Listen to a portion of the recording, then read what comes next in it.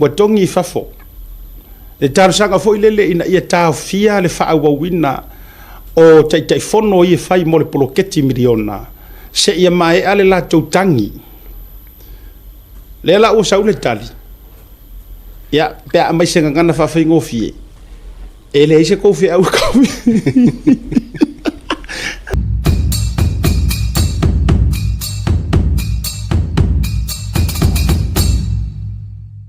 ua togi fafo e le faamasinoga ia le talosaga le HRPP ua togi fafo le talosaga foʻi lele ina ia taofia le faauauina o taʻitaʻifono ia fai mo le poloketi miliona seʻia maeʻa le latou tagi lea la ua sau le tali ia pe a mai se gagana faafaigofi e leai se kou feʻau kaui e leai se kou feʻau kou ke kaofia ai fua ma tau avatu ai fua sa matou ora e lē fea ia haʻi vaega ia o le kangi a le HRPP ua laga o le kangi muamua ga fia me o le kangi muamua le kangi le kuku faakase ma fia me o ma le fia foi gai ga ua le kofia le vaega leia ga le apalai ma le vaega iga o solokeke le mafua le kangi muamua la le join in ai fia me le galega kuli fia me ma le lako foga faavai i loko faga le ga ese foʻi ia fia me a le kangi mulimuli la le vaega le gavaku mulimuli lea la ua mai le iʻuga o le mea mulimuli a le maia le lokea le mea muamua ia le la ua amai o le uiga o le tala ua lai mananaʻo e faatoʻalia e kaofi ae seʻi failo usa magaʻo e kuʻu le figagalo e kuʻu le figagalo le malo ae failo lakou kamai figagalo maga kaofi se lauli masefulu kaofi le polokeki kupe le polokeki mea umaga seʻi seʻi ma le mea muamua o le la ua amai ia ua togi mai fafo lenā vaega ua lava lani tamaʻi leina o la tavaavaai atu le reportinga mai enisi o media isa mo e faapea mai e lē ai se mea e kaofia ai fua fuafuaga faataʻotooto ma mea ua faia le malo ma e kasi lea vaega lei atou ae tatauna matuaʻi nofo uta ma nofo faaitetē i ai le faamasinoga auage e avea lo kou gaugau i so kaga ma me nunu ai le toau o le va lea fe faatauagai o malosiʻaga o le tafatolu kai peia le faamagaku le koe faamagaku mai e le loia sili faamasigoga ma o le faamasigoa faauiga le kulafogo ma lau iʻuga ae e tou te lē faia ni moliaga e tou te lē faatonua foʻi le faina o ni moliaga mea galeoleo o mea ga laua iai a latou e lau te faia leoleo o ai uma tagata ua i le vaega lea e latou te prosecutinga tagata matulaga ma cases faapena o latou lenā ae faamasigo lau falī pea ou kou e lē mafaiga kou lau falī kou koe fai aʻoga pe aku se siku a faiga o lau falī e ke lau falī e ke lē lau falī oga e koe saule e koe faia le mea o le fai aʻoga pei foi la o le tulaga le ua iai le taimi lenei e tatau ona faaetete lelei o le kuʻalalo e lē kakau oga kou koe faakogua fua mea e faia le malo leaga o lesi poukukua lea o lesi yes auā afai nei le mea lea ae sao lei ataua o le fai aku lava koloia mai e le faamasigoga fai aku mea a le executive po le pulega aia mai le faamasigoga fai aku mea le palemege aia e alo lusia kakome mai na suao faapalemia faa CJ ma faafofoga fekalai isi makiva faapalemia alo ko fakoai au lor ko fese ka fakonu ai ave lo ia mar palemia ave ia mar fofoga fekalai e fa popo dungo langa CJ la ia mai ale la au se ia ma faangifo le anga i ko ka fakonu e ia la le supreme power o le ngofo aku i le palemenge o le supreme power nga o i le palemenge nga o le ale wingo le faamatalaga e mafai le palemenge nga remove o e marongo foa e mafai le palemenge e anga e ala le vote of no confidence o nga remove le palemia e sa lau kala e mafai ai e mafai nga kou ka ngofi remove le fofakalai anen kau kupu le wori foi e kuri fofakalai oi ma la ki ke foi ma lo ya si de se mau e le kusa ia ela winga na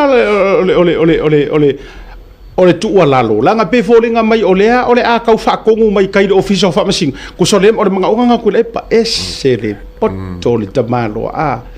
me ta ole por kiki nga pala ele ali atu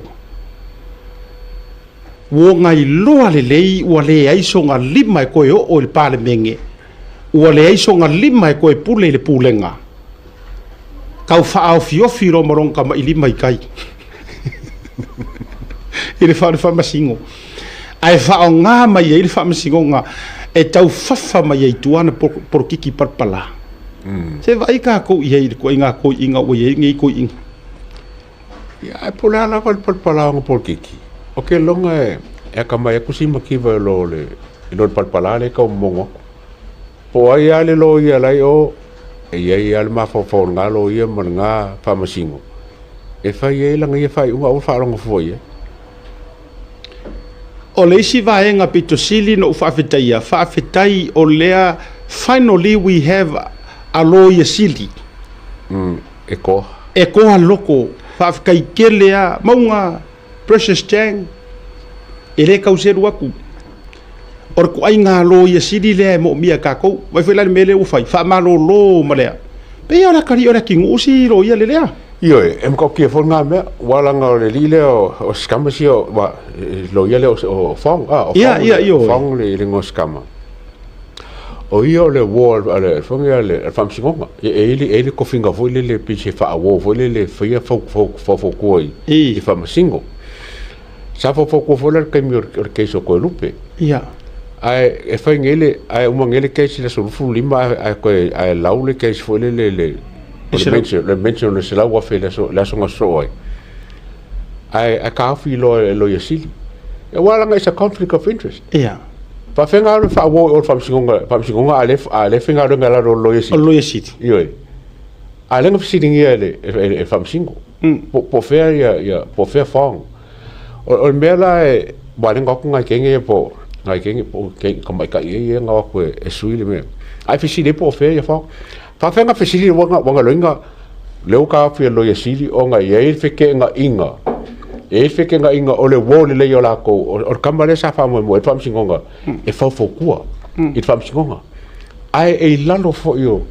ole i official attorney general ana no va con ngiwo u fa ma vai wo resign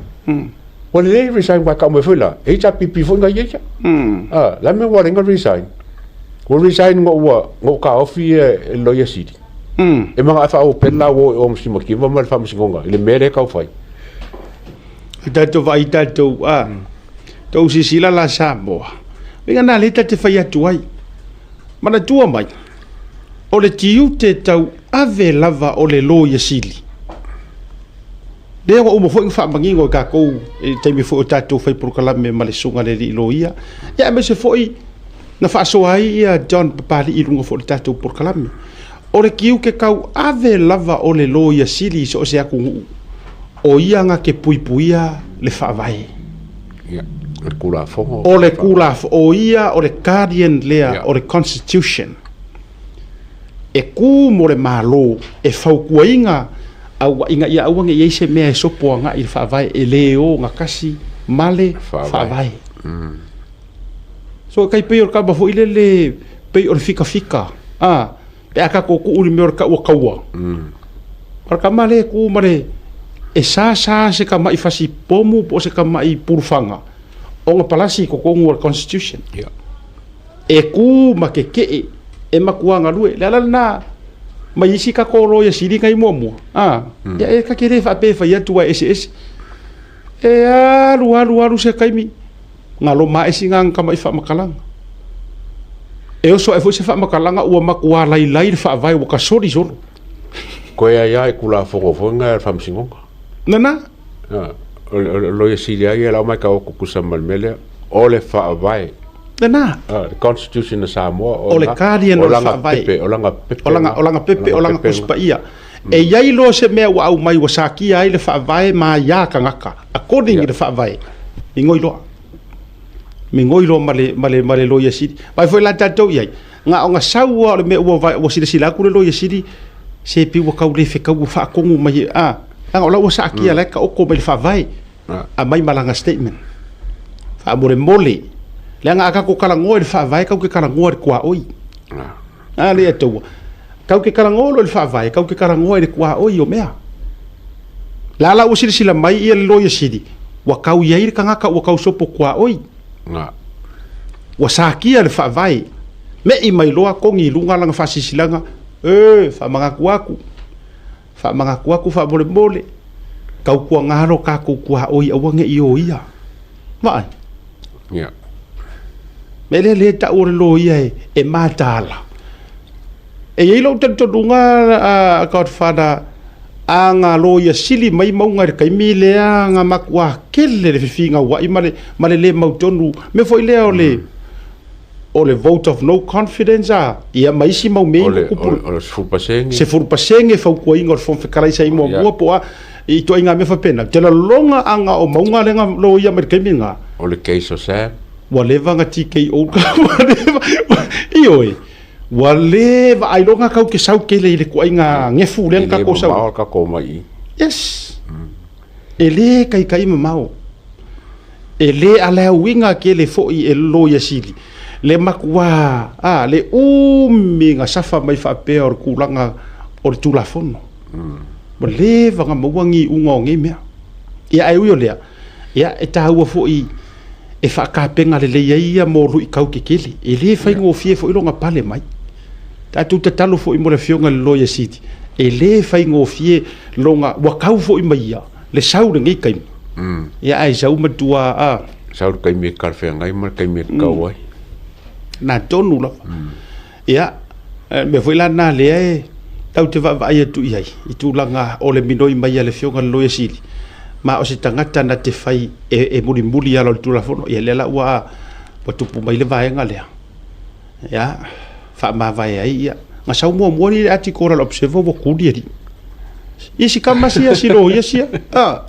ia le wa o to vai tunga o to saulesi la to ati ko wa instead o le tuli o le wa resign ia o tatu va vai ia ile pe insa mo le observer Poi ma kai sa mo observa wa ke ba ko ke le yo mbese se ya observa fa ya la vai fa sa wa ma ila ta do le so le alu le fiki le winga la tala le so le alu le al tangata le chief editor che ya le la o ta to vai tu ai wa fia mai ai si kinki kire o ai foi si te ne o fo ngos ka friend la friend de Malieta le la wa fia mai ai le tu la fono I na article foi le tusi awa mana tua mai pe se share kusikala ele I publishing a mengi e alu mua e finalize mai ele editor o ia langa ke whakanganga le alu o le kala ikua ma le alu o le kala ikua ai onga fo ila le makwa fiare fikirea e matua I sa mala ma faita la tau whaaleanga le la au le mali to malana teita inga ele popole ai ala le fikilea I le whaonga inga o le au lai ki sa moia kusa le wa laku le fikilea wa laku fa vai lau akau mama fa fiki mama fa fa e or ka kiki le po langa drone si le kikinga wa latu wa no fa au fa le ku ainga le tu ainga attitude le fa tua o ia fo le aka ala ko wa ia fo o fiki mana to me fa ingikia ona muri ta ia le au laiki e ko ngo Samoa ino sia fa tasi tuai ia le la wala vila vet kula fo ingi kia ko mariaka ioi namu ingi kia ko ai tula na ngo winga nga mionga tu sa wa vifo o matua ia vifo le va fero lo io Samoa mongi sili kadinga fa se rengi o kwa fa se e rengi alu le aso sauaso ko fo ile ingi kia pe aru sua kanga va akele ko so le malor ka fidi ma wa ngi me uma pe ka ke feika e pule har malo ila to fai unga fai aru ngi la uma enga kilo aku ele ngofo maule inkia o longa pe fainga ruenga kongia kule immigration na Samoa ko kongia ai fafo se ir ka vai me Trump lo fai vai le mai kai foi le ka va fori ngar mai kai foi le le ye songa konge ki fa Middle East le mai tai le na